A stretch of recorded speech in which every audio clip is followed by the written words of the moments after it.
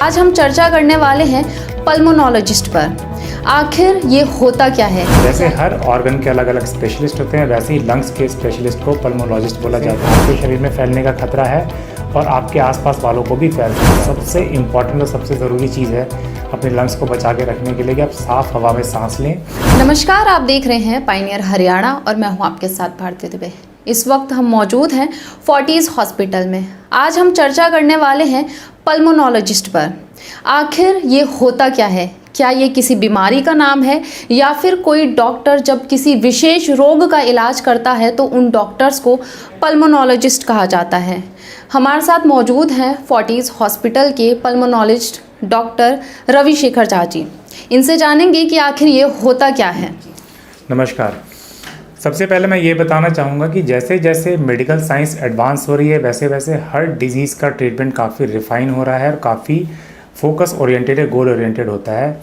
जैसे हर ऑर्गन के अलग अलग स्पेशलिस्ट होते हैं, वैसे ही लंग्स के स्पेशलिस्ट को पल्मोनोलॉजिस्ट बोला जाता है या फिर चेस्ट स्पेशलिस्ट बोला जाता है। चेस्ट स्पेशलिस्ट बेसिकली उस तरह की बीमारियों को डील करते हैं जो कि आपके लंग्स से या चेस्ट से रिलेटेड है। अगर बात की जाए इस बीमारी की, मतलब सिर्फ लंग्स या चेस्ट जो रोग होते हैं सिर्फ इन्हीं का इलाज करते हैं या फिर कोई और अन्य बीमारियां भी होती हैं जिनका इलाज किया जाता है, या फिर जो हृदय रोग होता है उनमें जो विशेषज्ञ होते हैं डॉक्टर्स और जो पल्मोनोलॉजिस्ट होते हैं उनमें क्या अंतर है? देखिए, हमारे चेस्ट के अंदर दो मेजर ऑर्गन होते हैं, लंग्स और हार्ट। ये दोनों बहुत मेजर ऑर्गन हैं।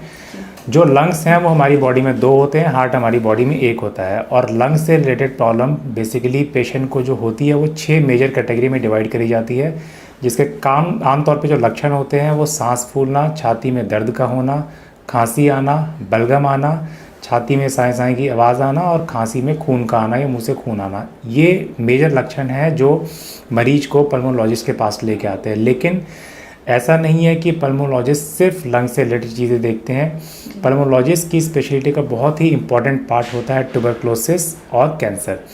जो ट्यूबरक्लोसिस है वो मेजॉरिटी ऑफ पेशेंट में हिंदुस्तान में सिर्फ एक ही लक्षण लेके आता है, वो होता है फीवर, जो कि 2 हफ्तों से ज़्यादा चल रहा है लोगों को।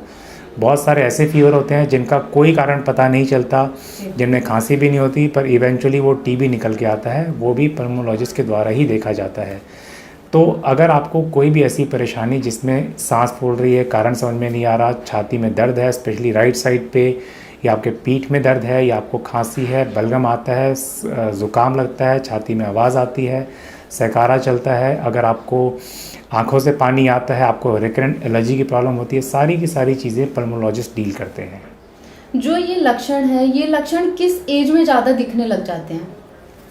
ये सब कुछ डिपेंड करता है कि कौन सी बीमारी है। जैसे अगर आपको एलर्जी की प्रॉब्लम है, अगर आपको बार बार मौसम बदलने पे ज़ुकाम खांसी लगने की प्रॉब्लम है, तो बिल्कुल न्यू बॉर्न बच्चे से लेके 5 साल के बच्चे में, 10 साल 15 साल हर एज में देखा जाता है।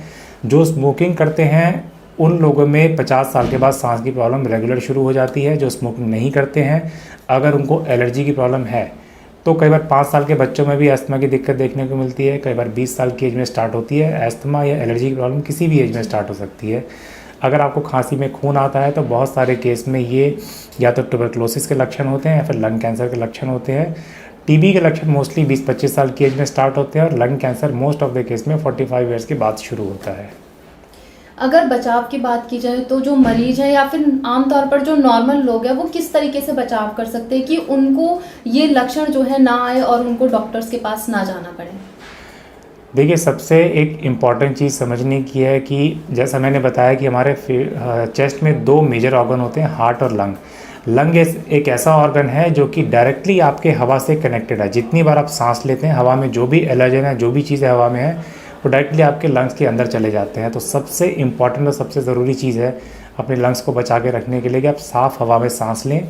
साफ़ हवा के लिए आपको हमेशा कोशिश करनी है कि आप इंडोर एयर पॉल्यूशन से बचें, पॉल्यूशन के टाइम पे बाहर ना जाएं, और एक्टिव और पैसिव दोनों तरह की स्मोकिंग से कम्प्लीटली बचें, क्योंकि आपके लंग्स के लिए बहुत डेंजरस है। आप सांस लेना रोक नहीं सकते। जितनी बार आप सांस लेंगे उतनी बार ख़राब हवा आपके फेफड़ों को डैमेज करते रहती है। आप खुद एक पल्मोनोलॉजिस्ट हैं, आप क्या संदेश देना चाहेंगे आम जनता को कि किस तरीके से बचाव करे कैसे कैसे उपाय कर सकते हैं, या फिर ऐसे लक्षण दिखते हैं तो घरेलू जो उपाय होते हैं छोटे मोटे जो करने के बाद आमतौर पर लोग ठीक हो जाते हैं, क्योंकि बहुत से लोग हैं जो अफोर्ड नहीं कर सकते डॉक्टर्स को कि चेकअप करवाए, क्योंकि आजकल जो टेस्ट हैं छोटे मोटे वो बहुत ज़्यादा एक्सपेंसिव है, बहुत ज़्यादा महंगे होते हैं। तो क्या उपाय कर सकते हैं? देखिए, हेल्थ केयर कभी भी अफोर्डेबिलिटी की वजह से हम पर अफेक्ट नहीं होना चाहिए। अगर आपको कुछ तरह की बीमारियां ऐसी होती है चेस्ट से रिलेटेड जो घर पे इजीली मैनेज की जा सकती है, जैसे अगर आपको गले में खराश है, अगर आपको खांसी है जो कि 4-5 दिन से है, तो आप गर्म पानी की स्टीम से या अपने गले को तर रखें, जैसे आप मुँह में मुलेठी जैसी कोई चीज़ रखें जिससे लगातार सलिवेशन होती रहे और आपका गला ह्यूमिडिफाइड रहे, मॉइस्ट रहे, ये सब चीज़ें ठीक हो जाती है। लेकिन बहुत सारी ऐसी बीमारियां हैं जिसमें आपको बहुत इमीडिएट डॉक्टर के केयर की ज़रूरत होती है। स्पेशली अगर आपको ट्यूबरक्लोसिस है तो आपको डॉक्टर से तुरंत दिखाना चाहिए, क्योंकि ट्यूबरक्लोसिस से आपके शरीर में फैलने का खतरा है और आपके आसपास वालों को भी फैल सकता है। तो कभी भी ये मत सोचिए कि मेरे पास पैसे नहीं है तो मैं डॉक्टर को नहीं दिखा सकता।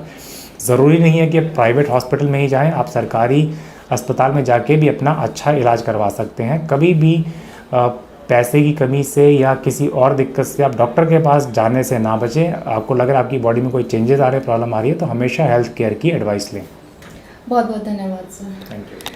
देखिए, आपने देखा किस तरीके से डॉक्टर ने बहुत अच्छे तरीके से बताया कि आखिर पल्मोनोलॉजिस्ट जो है वो होता क्या है, कौन कौन से लक्षण है। देखिए, अगर स्वास्थ्य है तो जीवन है, और अगर जीवन है तो आपसे ज़्यादा धनी इस दुनिया में कोई नहीं हो सकता। तो अपने स्वास्थ्य का ध्यान ज़रूर रखें, अच्छी हवा में सांस लें, अपना ध्यान रखें। यदि कोई छोटे मोटे लक्षण दिखते हैं तो उनको अनदेखा ना करें, डॉक्टर्स के पास जाकर पूछें क्या दिक्कत है क्या नहीं, टेस्ट करवाएं और अनदेखा ना करें, क्योंकि छोटी बीमारी कब बड़ा रूप ले लेती है कोई नहीं जानता।